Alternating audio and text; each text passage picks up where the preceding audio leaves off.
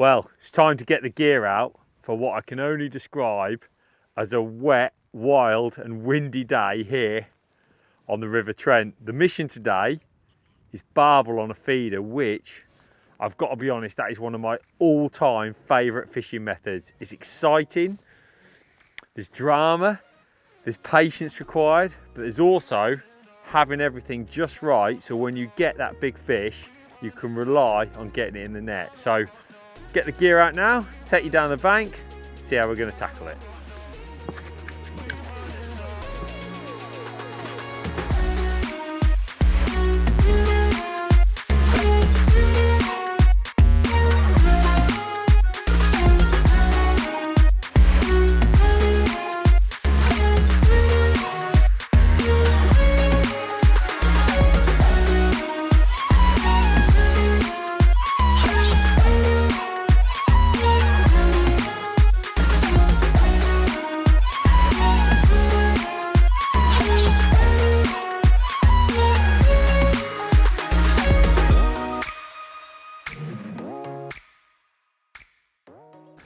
One of those days today, isn't it, when I absolutely love my job.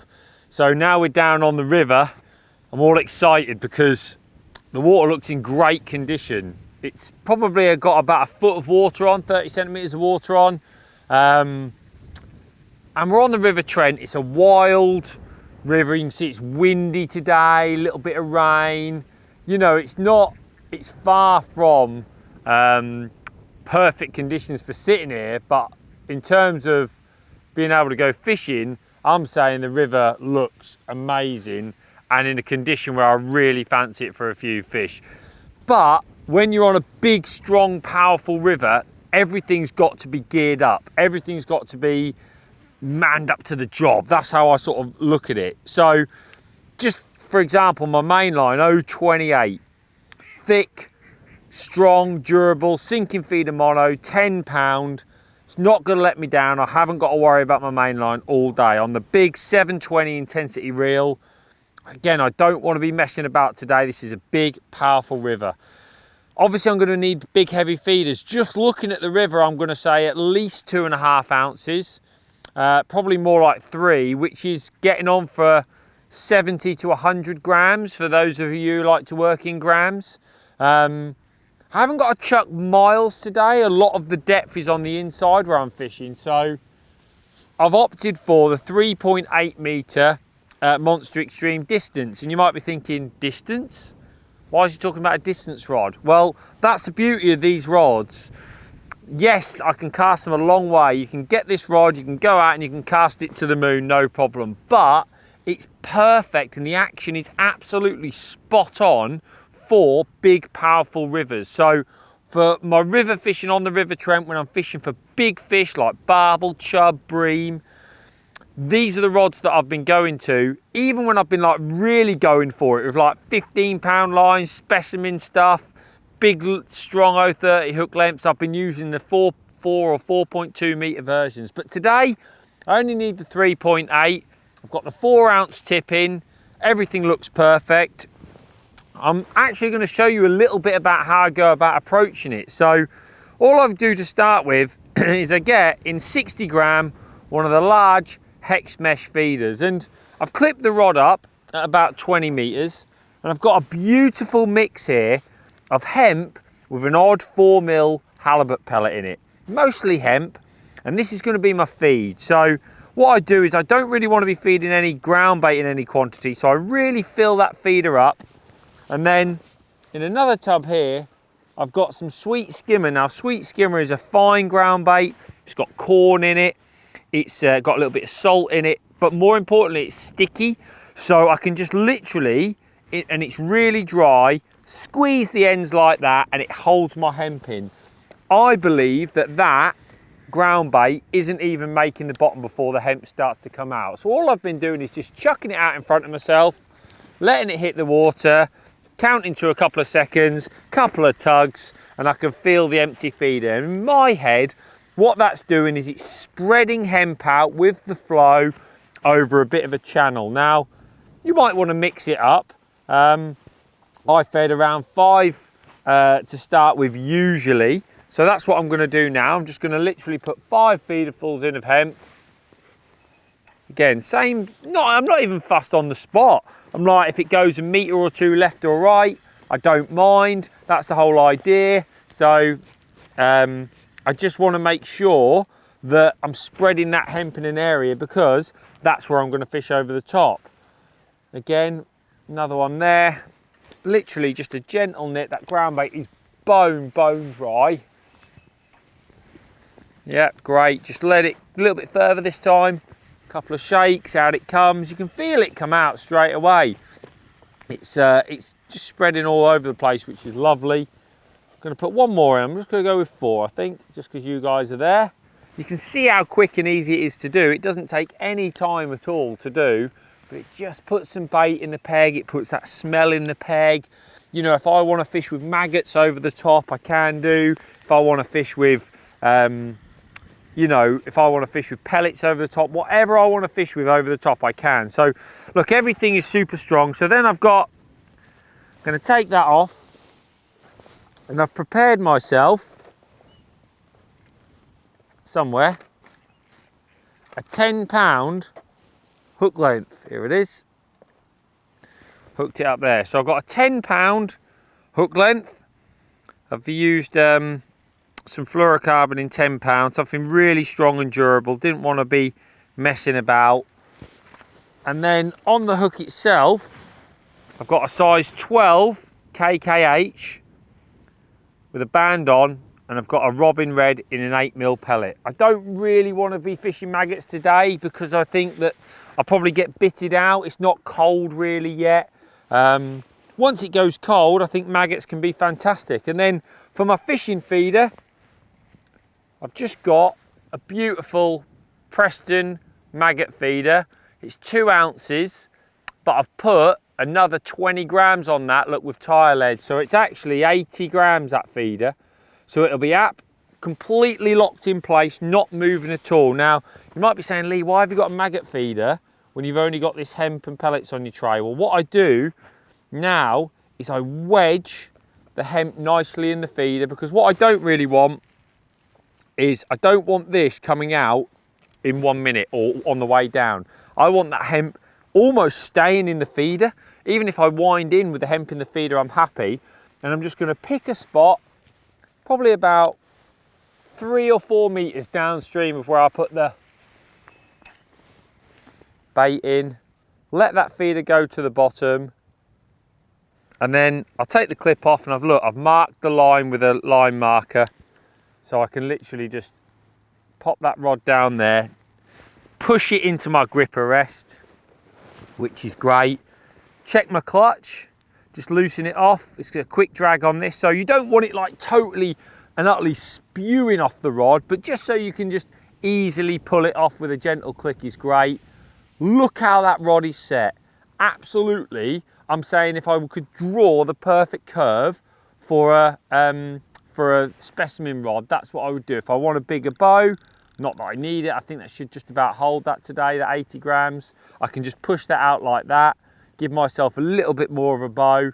It's locked in the gripper rest here, so if I get that big old barbel bite that whacks the rod down, then I've got this gripper rest here for security, and then I've got my rod rest at the front, so I can just chill out.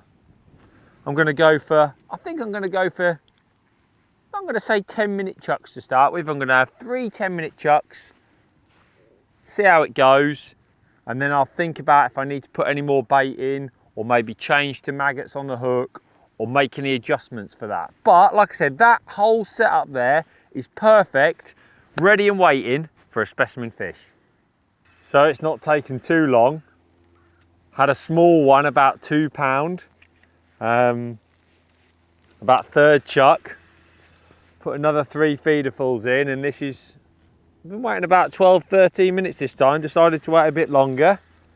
And we are attached to one that is not 2 or 3 pound, it's slightly bigger for sure. Rod's working brilliant there, I'm happy with that. You can just see, the thing is with all our distance rods, you get a nice through action, which when I'm playing a barbel like this, oh, it's a good one. Looks 5 or 6 pound at least. Here she comes. Here she comes, here she comes. Oh, for a barbel, that wasn't the biggest fight I've ever had. But feisty now. Oh, it's a lovely fish. It's an absolutely lovely fish, yeah. Oh, it's a good 6-7 pound. Look at that, it's very, very fit. So that's good. That is probably one of the shortest barbel fights I've ever had in my life.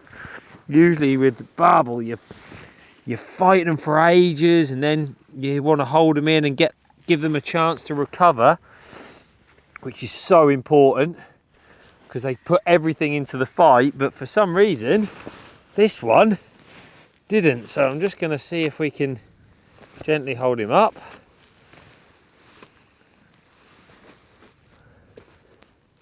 Tell you what, he's got loads of fighting, and I'm going to let him recover. I'm going to get the mat out, and then we'll have a proper look at him. Okay, so here we go. Just got her on the mat. A little weigh. Just over 6.5 pound. Lovely fish to get started with in this session. Like I said, that was one of the easier barbel fights I've had.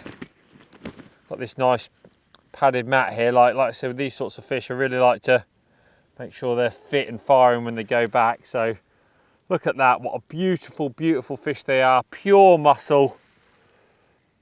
So you need the gear to handle them. Or this one played the game a little bit, so that was nice. Right, let's get him back, see if we can catch another. So I'm having a great day so far. I just had one just about 9 pound. Lovely fish, put up a right scrap as well, so it was really exciting. Just felt I needed to put a little bit more bait in, so I've just put 3 more of the big feederfuls in. I just thought it'd be worth showing you the rig while I was doing that. So I've just put those 3 feederfuls in, and I use one of the Waggler link swivels as my feeder attachment there. And you can see I just have it running between 2 stops. Now, this one above is really important because when a fish pulls down on the line, you need the resistance there to almost cause a bolt rig effect and hook the barbel itself. But barbel are notorious for charging off, or you know, sometimes your feeder might even get stuck on a rock and then come free.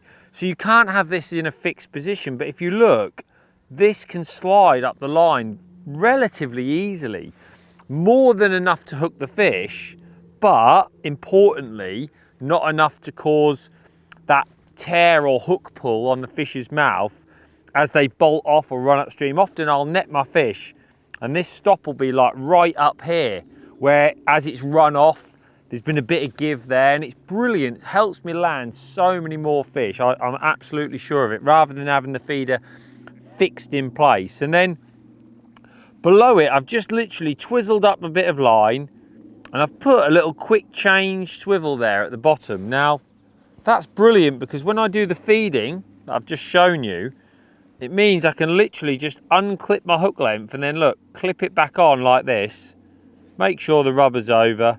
I mean, they're so ridiculously strong, they are. You won't ever get one of those let you down, provided you put the rubber on. And then I can clip the maggot feeder itself back on the rig, which again takes 2 seconds to do. And I can load it up with my hemp and pellet concoction, and just jam that in there like that. That's great. Put that on the hook, and then obviously I'm ready to go with a really simple rig. And you'll note there, I've got about 4.5 foot below the feeder. Good friend of mine, Adi Cadell, catches a lot of barbel, and he's always told me you need plenty of line between hook, bait and feeder, sometimes even 6 foot. Bank's a bit awkward today, so I've gone as much as I can really with the bank, but I'm sure those fish will just sit off the back of that hemp lovely, and they come and pick that pellet up. Well, it's worked so far. Like I say, I've had 2 skimmers, a small barbel and 2 nicer barbel. I'm not going to change to maggots. I can tell there's some small fish. Like I said, I've already had 2 skimmers. I'm going to stick with the bigger bait, pop this back out now that I've done the feeding, set the stopwatch for the old, I'm going 15 minutes now. It's absolutely A1. Right on the money, that is. Take my clip off. There you go, just pop that rod down there, lock it in the rest. We're ready to go.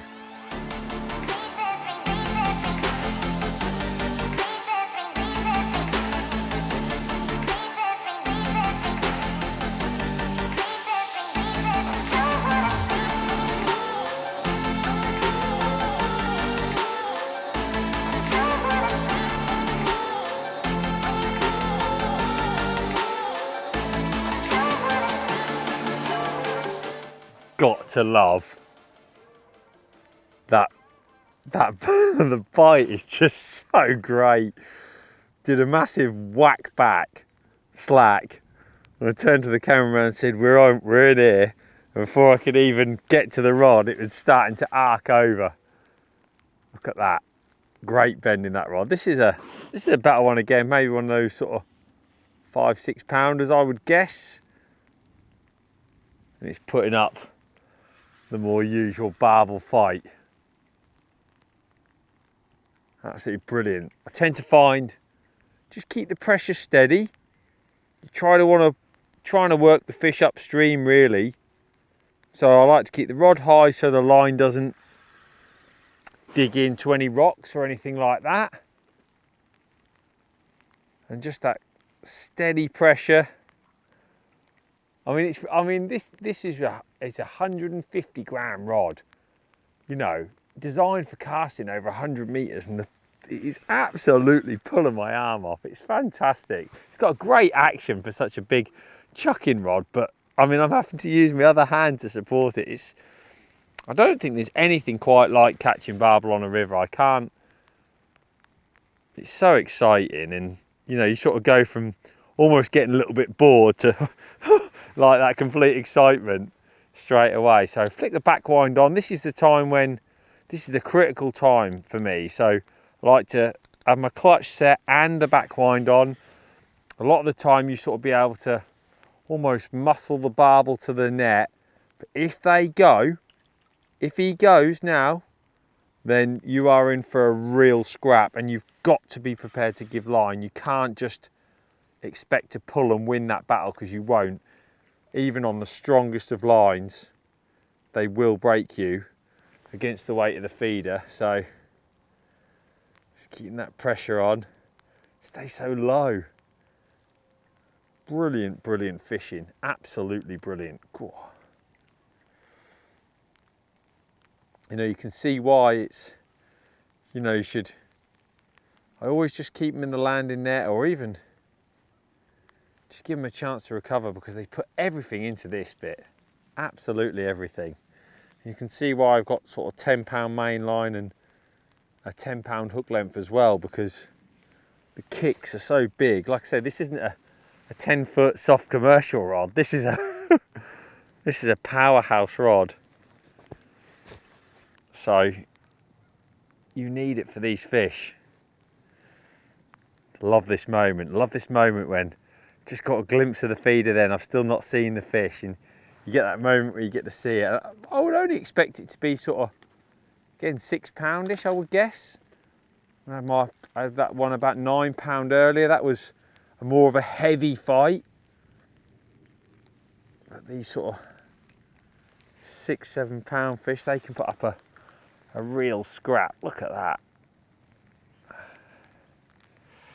Come on then, let's get a glimpse of you. Let's get a glimpse of you. Oh, it's a nice fish. Yeah, it's a nice fish. Oh, it's a bit bigger than 6-7 pound. It's a bit bigger. Look at that, there she is. Let's get the net underneath her. Go on, baby, look at that. What an absolute beauty. Yes, great, great fishing. That is fantastic. That's a much bigger fish. That's probably 8, maybe 9 pound, I would guess, something like that. Look at that hemp still in the feeder, as I was talking about. That's what I'm after. I'm saying, let's take a little look at her, give her a chance to recover. We'll have a little look on the padded mat. So there you have it. Ounces short of 9 pound. Absolutely incredible river barbel here on the Trent today. You can see why, if you're going out and you want to tackle these fish, balanced tackle, but with plenty of power, because look at that. Absolute powerhouse. Complete muscle all the way down. Really fit, strong fish. Big, strong currents, big, heavy feeders. You need the gear to do it, but I'm not sat here on a chair or anything like that. I've had a relatively short session today, 5 or 6 barbel, including a couple of crackers just like this one. A really fantastic day, big river, big fish. That's what we've come for. What's that? Oh, he says, don't forget to like and subscribe as well. Best getting back.